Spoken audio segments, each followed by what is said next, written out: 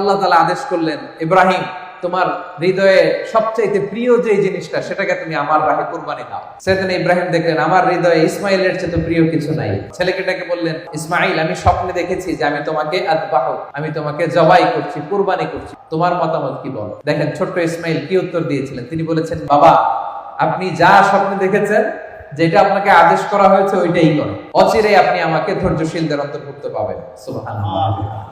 ছেলেও রাজি হয়ে গেল, বাবাও রাজি হয়ে গেল। নিয়ে গেলেন মিনা প্রান্তরে।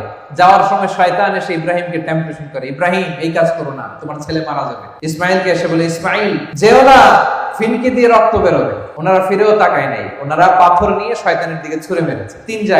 তিন জায়গায় শয়তান এসে টেম্পটেশন দিয়েছে, ধোঁকা দিয়েছে। 3 জায়গায় তারা শয়তানকে পাথর ছুঁড়ে মেরেছে। এই পাথর ছুঁড়ে মারার দৃশ্য, এই দৃশ্য আল্লাহর কাছে এত ভালো লেগেছে, এই 3 জায়গায় কিয়ামত পর্যন্ত পাথর মারা হাজীদের জন্য আল্লাহ তাআলা